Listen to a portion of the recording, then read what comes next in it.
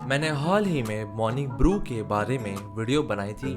ऐसा न्यूज़लेटर जो व्यापार और तकनीकी उद्योग के बारे में लिखता है, जो 2015 में 2 कॉलेज के छात्रों द्वारा स्थापित किया गया था।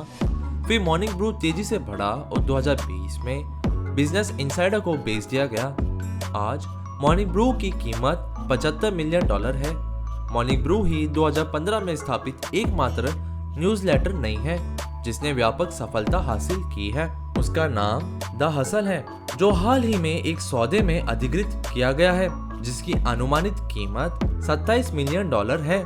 जरूर $27 मिलियन मॉर्निंग ब्रू के $75 मिलियन के मूल्यांकन से थोड़ा कम है, लेकिन अगर आप द हसल के संस्थापक सैम पार होते तो क्या आप शिकायत करते?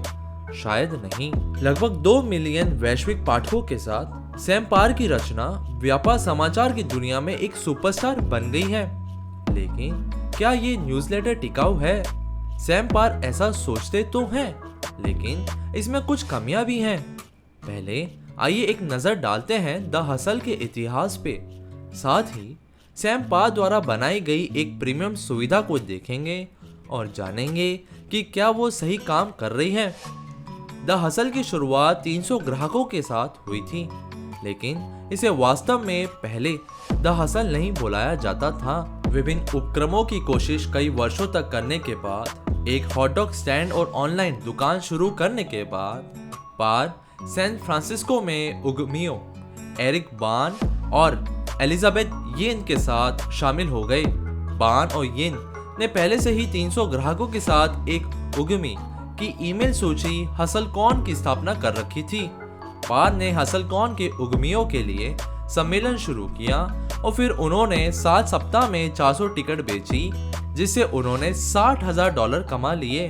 सम्मेलन के साथ द हसल का निर्माण शुरू हुआ, एक समाचार न्यूज़लेटर जिसमें लेखकों की एक छोटी टीम द्वारा विभिन्न प्रकार के लेख लिखे जाते थे। और वहाँ कैसे लेख लिखे जाते थे, जैसे कि 1 महीने तक हर दिन LSD लेने का प्रयोग। ऐसे अजीबोगरीब सामग्री के साथ उन्होंने सफलता तो मिल रही थी, लेकिन धीरे धीरे। इसलिए पार ने द हसल को केवल व्यावसायिक न्यूज़लेटर में स्थानांतरित कर दिया, जो व्यवसाय की दुनिया के अपडेट, रुझानों और नए विचारों पर ध्यान केंद्रित करता था। उनका समाचार पत्र तो बढ़ रहा था, लेकिन यह वह स्थानीय मॉडल नहीं था जो वह चाहते थे। अस्थिरता के मुद्दे को दूर करने के लिए पार और उनकी टीम ने नई सेवा शुरू की, जो कि थी Trends.co, जो नए व्यावसायिक अवसरों और नवीन विचारों की खोज के लिए समर्पित होगी। द हसल और मॉर्निंग ब्रू दोनों ही अधिकतम सेवा में समान ही थे, लेकिन सबसे बड़ा अंतर Trends.co पे ही आता है। मॉर्निंग ब्रू का भी लाइट रोस्ट नाम का एक प्रीमियम न्यूज़लेटर भी है, लेकिन लाइट रोस्ट को अनलॉक करने का एकमात्र तरीका अन्य सदस्यों को रेफर करना ही है। यदि कोई सदस्य 3 नए पाठकों को संदर्भित करता है तो उन्हें लाइट रोस्ट तक पहुंच मिल जाती है। Trends.co लाइट रोस्ट से थोड़ा अलग है। एक प्रीमियम न्यूज़लेटर होने के बजाय Trends.co एक वास्तविक समुदाय है, जहां दर्शक उद्यमियों के साथ बातचीत और जुड़ सकते हैं। जैसे कि मंच बताता है, Trends.co उद्यमियों के लिए नेटफ्लिक्स जैसा है। $299 के लिए एक ग्राहक 1 वर्ष के लिए Trends.co का उपयोग कर सकता है, और 6,750 सदस्यों के साथ सैम पार की रचना प्रतिवर्ष $2 मिलियन से अधिक बना रही है।